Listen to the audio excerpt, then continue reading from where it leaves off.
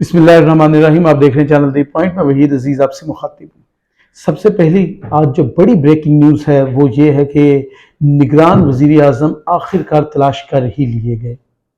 لیکن نگران وزیر اعظم جہاں سے تلاش ہوئے ہیں یہ انہیں نہیں ملے جو تلاش میں بہت مگن تھے بہت دنوں سے. ان سب کے ارمان جو ہیں وہ بکھر گئے، خواب جو ہیں وہ ٹوٹ گئے، خیالات منتشر ہو گئے اور انہیں اپنی پسند کا نگران وزیر اعظم لگانے کا موقع نہیں ملا. میری مراد لندن بیٹھے ہوئے ایک سیاستدان سے ہے.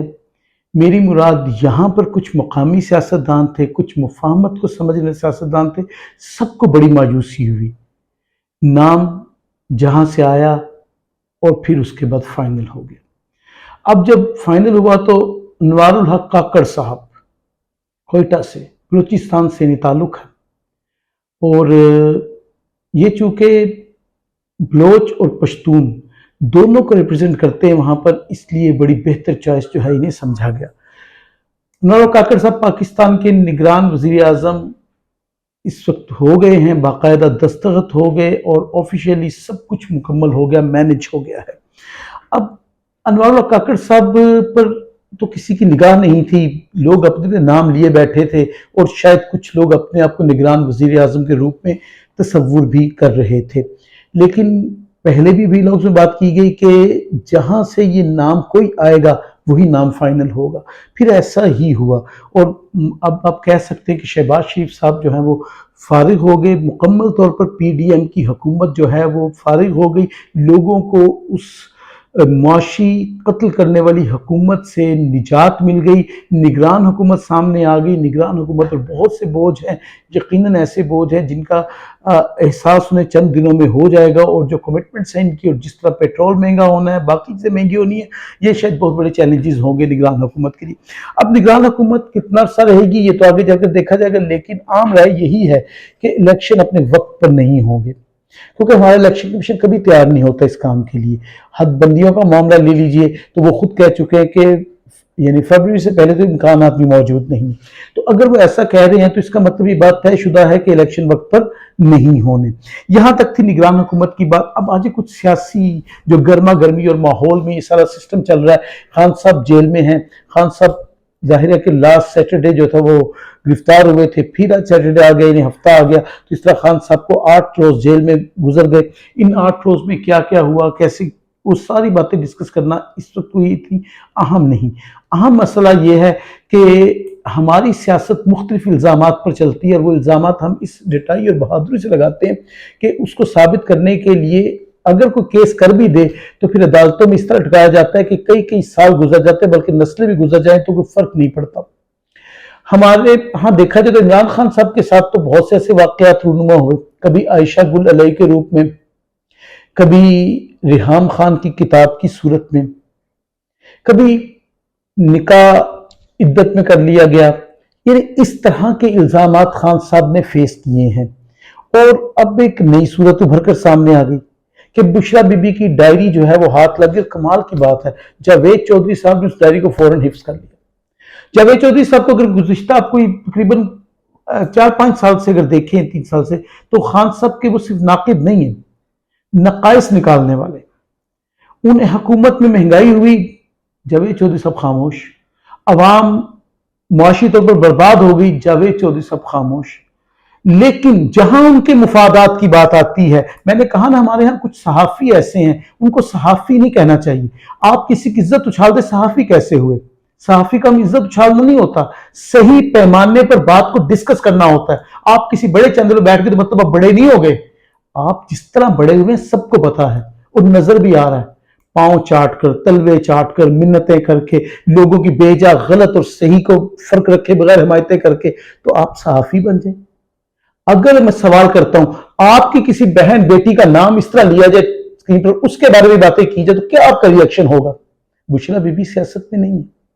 الزامات ہیں نا کہ وہ سب کچھ ہینڈل کر رہی ہیں، وہ پولیٹیشین نہیں ہے. لیکن جس طرح آپ شروع ہیں، میرے خیال سے کیا یہاں خواتین کی اقدار اور عزت کا تعلق کی بات نہیں آتی؟ وہ انسانی حقوق کی ساری این جی اوز کہاں ہیں جو ایک بات ہونے پر باہر نکل آتی ہیں، وہ ساری خاموش کیوں ہیں؟ کیا یہ سب کچھ ٹھیک ہو رہا ہے؟ کیا اب سیاست اس پر چلے گی؟ ایک شخص جب اس کا ووٹ بینک آپ سے ختم نہیں ہو رہا تو اس طرح کے اوچھے ہتھ کنڈے استعمال کیے جائیں گے؟ کیا ہم اسی طرح، میں نے پہلے کہا تو جمہوریت ہمارے یہاں کبھی نہیں رہی.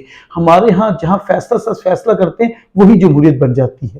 جمہوریت کو ہم کپڑے استری کر کے دیتے ہیں، کہتے ہیں پہن لو، اور پھر جب چاہتے ہیں اس کے وہی کپڑے پھاڑ کے اسے برہنہ کر دیتے ہیں. یہ کمال ہمارے اندر موجود ہے. تو اب یہ کمالات اور کتنے دکھانے ہیں ہم نے، ابھی اور سلسلے کتنے چلنے ہیں، لیکن ہماری سیاست اس وقت بشرا بیوی کی ڈائری پر گھوم رہی ہے کہ وہ ڈائری ہے وہ ہمیں مل گئی. پاکستان تحریک انصاف باقاعدہ طور پر اس کی تردید کر چکی ہے کہ ایسی کوئی ڈائری موجود نہیں، لیکن اس کا موجود ہونا یا نہ ہونے سے کیا فرق پڑتا ہے؟ ہم تو ایک سیاست پہ الزام لگا کے کچھ دن کی ہائپ کریٹ کرتے پھر لوگ چپ کر جاتے ہیں یا چپ کروا دیا جاتا ہے انہیں. تو اس طرح ہم سمجھتے ہیں ہم بہت کامیاب سیاست کر رہے ہیں. سیاست اس طرح نہیں چل سکتی. آپ کسی کا ووٹ بینک اس طرح ختم نہیں کر سکتے. آپ کسی کی پاپولیرٹی کو اس طرح جو ہے ڈیمیج نہیں کر سکتے. اس کے لیے کچھ اور کرنا ہوتا ہے. آپ نے 15-16 ماہ میں ہر طرح کا زور لگایا، ہر طرح کی کوشش کی. آپ نے خان صاحب کی آواز پر پابندی، تصویر پر پابندی، جھنڈوں پر پابندی، پھر بھی 2 الیکشنز دیکھے آپ نے وہاں کیا حال ہوا.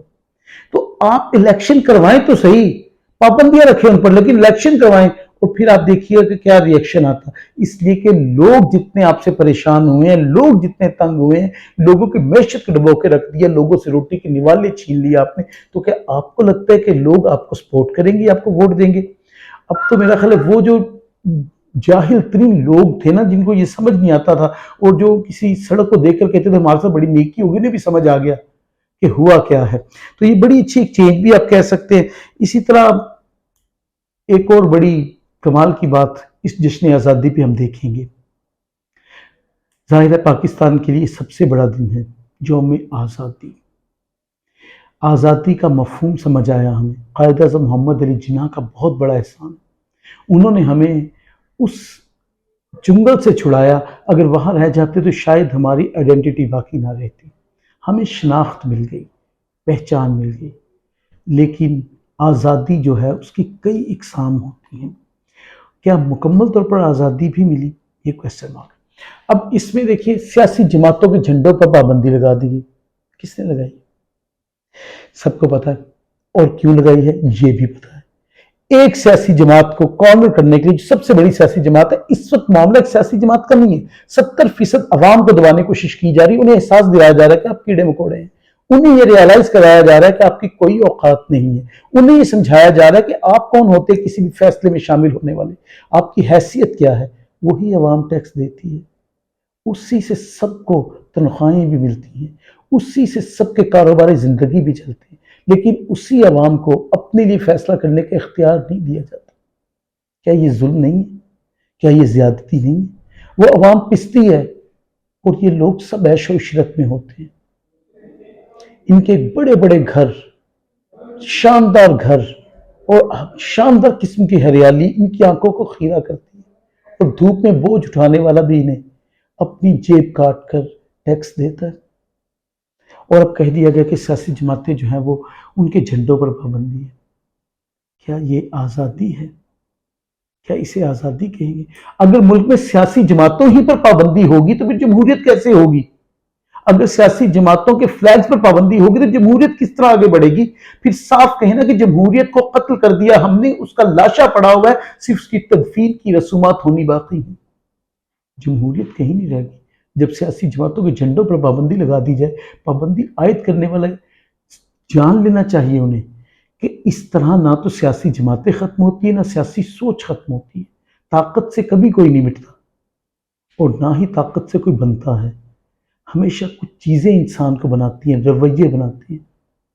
دوسروں کی بھلائی کا سوچنا انسان کو مضبوط کرتا ہے. پاکستان کی 24 سے 25 کروڑ عوام ہے، تقریباً 25 کروڑ. اس 25 کروڑ عوام کے کچھ تو رائٹس ہوں گے، کچھ تو حقوق ہوں، کوئی تو سوچ ہوگی. کسی ایک سیاسی جماعت پر پہ پابندی نہیں ہونی چاہیے. آپ اختلاف کر سکتے ہیں ان کے نظریات سے، لیکن پابندی لگا دینے کا مطلب ہے کہ ملک میں سیاسی عمل کو روک دیا جائے. سیاسی عمل چلے گا تو لولی لنگڑی سے ہی جمہوریت چلے گی. اور جمہوریت بنتی ہے جمہور سے. جمہور کی حیثیت کو سمجھے. اتنا ظلم نہ کریں کہ مظلوم کی آہیں جو ہیں وہ عرش بریں تک جا پہنچے. جب وہ سب سے بڑا جو طاقتور ہے نا، جو ساری طاقتوں کا حامل ہے، جو وحدہ لا شریک ہے، جب اس نے اپنی طاقت آزمائی تو یہاں کے سارے طاقتور ریزہ ریزہ ہو گئے. تو اس لیے ایسا نہ کریں کہ اس کی طاقت کو جوش آئے اور پھر اس کی گرفت اتنی مضبوط ہو کہ ظالم ٹوٹ کر بکھرتے چلے جائیں. بہت موقع دیتا ہے سب کو سنبھلنے کا، لیکن افسوس یہ ہے کہ ظالم کو ایک گمان رہتا ہے ہمیشہ کہ میری طاقت کبھی ختم نہیں ہو سکتی. تو یہ خوش فہمی ہر ایک کو رہی ہے. پوری انسانی تاریخ اٹھائیں، ایسے بہت سے کریکٹرز ملیں گے آپ کو جن کو یہ خوش فہمی تھی، پھر کیا ہوا ان کے ساتھ. اس لیے کہ جو ساری طاقتوں کا حامل ہے نا، پہلے وہ ریالائز کرواتا ہے چیزوں کو، جو سمجھ جاتے ہیں ان کے لیے بہتر ہوتا ہے. یہ ملک جو ہے لا الہ الا اللہ پر بنایا گیا تھا. اس سے مراد کیا تھی کہ اللہ کے سوا کوئی معبود نہیں ہے. معبود سے مراد ہے کہ ساری طاقتوں پر قدرت وہ رکھتا ہے، وہ وحدہ لا شریک ہے، وہ خالق کل ہے، مالک کل ہے، رازق کل ہے. تو جب اس کے کلمے کی بنیاد پر بنا ہوا ملک ہو تو اس میں کوئی بھی کسی کو دبا کیسے سکتا ہے؟ وے آف فریڈم کیا رہ جائے گا پھر؟ کلمہ وہ آزادی ہی تو مہیا کرتا ہے، بنیادی طور پر جو انسان کو یہ احساس دلاتا ہے کہ اسے ایک معبود کے سامنے جھکنا ہے، ایک اللہ کے سامنے جھکنا ہے، اس ایک اللہ سے رزق مانگنا ہے، اس ایک اللہ کے سامنے پیش ہو کر اپنے گناہوں کا اعتراف کر کے توبہ بھی کرنی ہے اور اپنی لیے کامیابی کی درخواست بھی کرنی ہے. یہی تو سکھاتا ہے، یہی تو وہ درس ہے. اگر ذہنوں میں بیٹھ جائیں تو ہم بلندیوں کو چھو جائیں. بہرحال پاکستان ظاہر ہے کہ آزاد ہوا 14 اگست 1947 کو، لیکن اللہ کرے کہ ہم آزادی کے صحیح مفہوم کو سمجھ جائیں. اللہ کرے کہ ہم صحیح آزادی کے ویژن کو سمجھ جائیں. اللہ کرے ہم آزادی کے اصولوں سے واقف ہو جائیں. اللہ کرے کہ ہم آزادی کے دستور جو ہیں انہیں ازبر کر لیں اور پھر آگے کی طرف بڑھیں تو یہ ملک دنیا کا سب سے شاندار ملک ہوگا اور انشاءاللہ یہ سب سے بلندی پر چمکے گا بھی اور دمکے گا بھی. اپنا خیال رکھیے گا. ویڈیو اچھی لگی تو چینل سبسکرائب کیجیے گا. انشاءاللہ ایسی کسی ویڈیو سے ملاقات ہوگی. فی امان اللہ.